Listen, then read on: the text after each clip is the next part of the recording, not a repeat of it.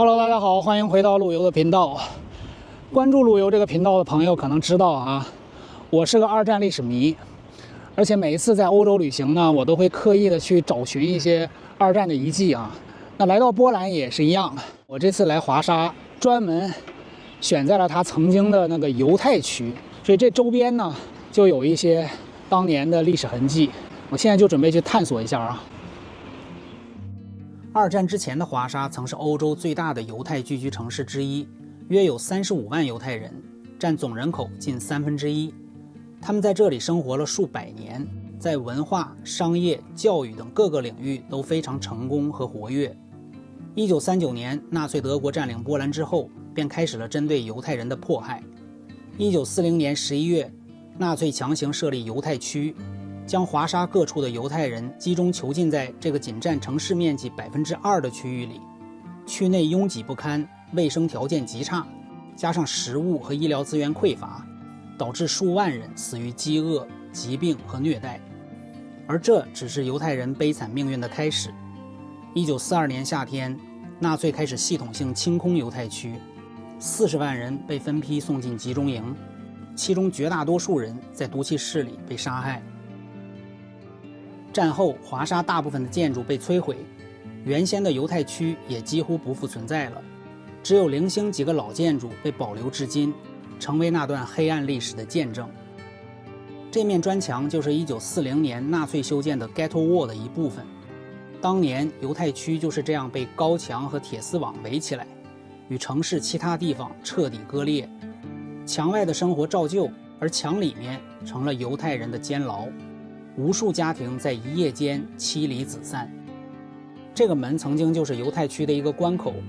由德军或警察看守，只有极少数人在严格许可下才可以进出。我们眼前的这些破败的房屋可不是贫民窟，也不是拆迁中的钉子户，而是被刻意保留下来的历史遗迹。在二战前，这里就是普通的工人阶级住宅，马路另一边曾经是一个面包厂的员工宿舍。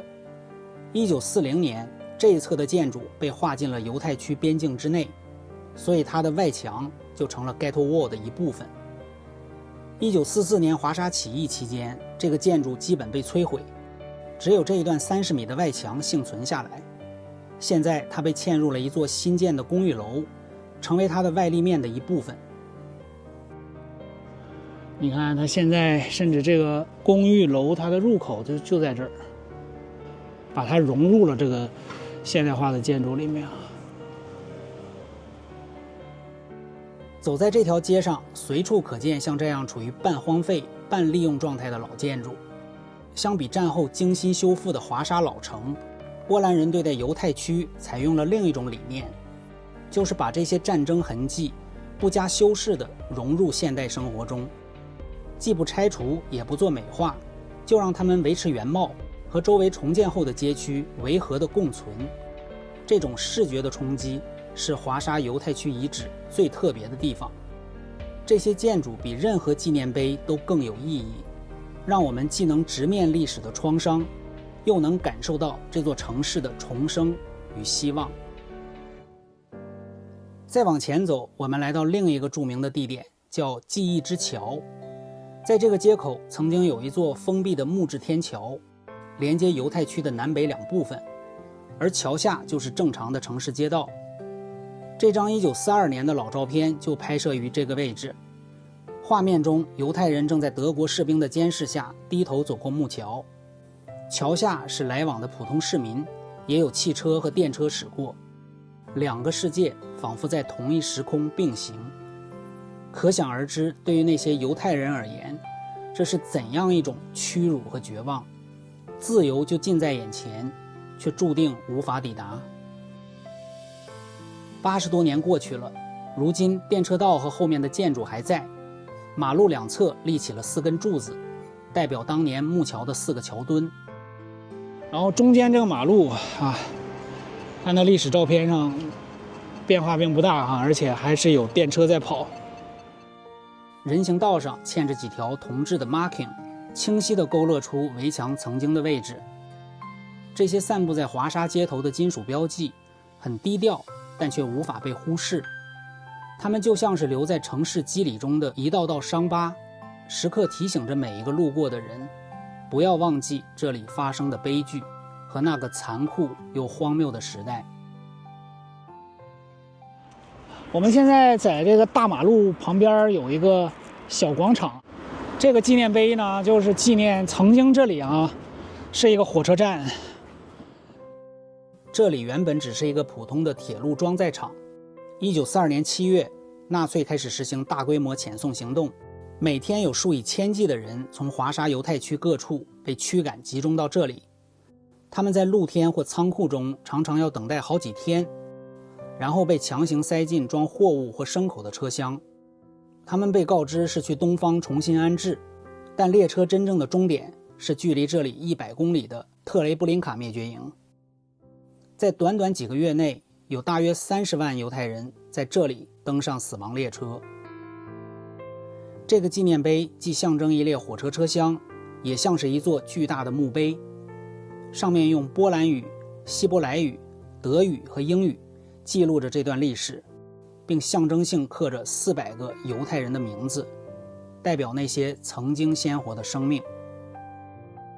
因为我们现在所在的这个地方呢，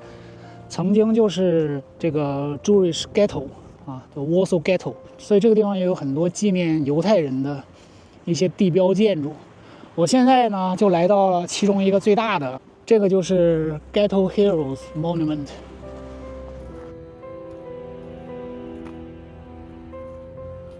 这个纪念碑当然是纪念纳粹铁蹄下遭受屠杀的这些犹太人但是呢，这个纪念碑前面呢，在战后也发生过一件非常有象征性的一幕就是在1970年的时候，当时的西德总理叫威利·布兰特他在华沙访问期间呢，也来到这个纪念碑前，除了献花，还下跪，并且呢为纳粹德国侵略期间遭受杀害的这些死难者默哀。这个举动在当时呢引起了全世界的轰动在德国国内也是一样。这个华沙之跪极大的提高了布兰特和德国在外交方面的形象。然后在1971年呢，因为这个举动，布兰特获得了诺贝尔和平奖华沙之跪也为战后德国与东欧国家以及以色列改善关系奠定了一个重要的基础。然后因为这个下跪的这件事情呢，好像他们波兰人呢还单独给伯兰特立了个碑，就在这后面，我过去看一眼。1970年 Willy Brandt 就是他下跪时候的样子纪念碑广场后面这个建筑是波兰犹太人历史博物馆。由于时间有限，加上主题过于沉重，我们最终决定不进去参观了，转而前往另一个博物馆——华沙起义博物馆。这个大铁门进去就是。华沙起义是2战期间最大规模的城市反抗行动之一，由波兰地下组织家乡军于1944年8月发起，目的是摆脱纳粹统治，恢复国家独立。起义持续了63天，最后在缺乏外援、物资匮乏的情况下被迫失败。但华沙起义代表了波兰人民对自由和尊严的坚持，也是2战历史中的重要篇章。这个博物馆用多媒体、实物和文献资料全面展示了起义的历程，并从平民和士兵的视角出发，讲述战争的残酷，也让我们思考自由的意义。整个展览代入感很强，也很感人，非常推荐。因为时间关系，这次就不带大家仔细看了。关于纳粹的这个犹太大屠杀的历史就是 Holocaust， 在很多2战题材的电影里头也有体现包括我们熟悉的《辛德勒名单》还有我之前提到的《钢琴家》这个电影钢琴家》这个电影它也是真实的故事改编的，而且故事呢就发生在华沙所以呢那个电影里头很多的外景都是在华沙取的。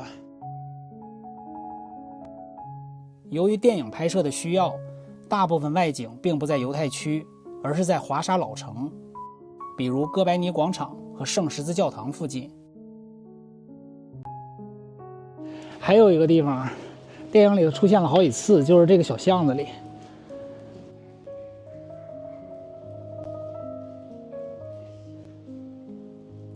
好了，这期视频就到这里。下一集我会走进华沙最著名的地标建筑，并从高处看看这座城市独特的风貌。我还会去拜访一处与新中国外交史相关的地方。如果你喜欢我的内容，欢迎点赞、评论、关注。咱们下期见。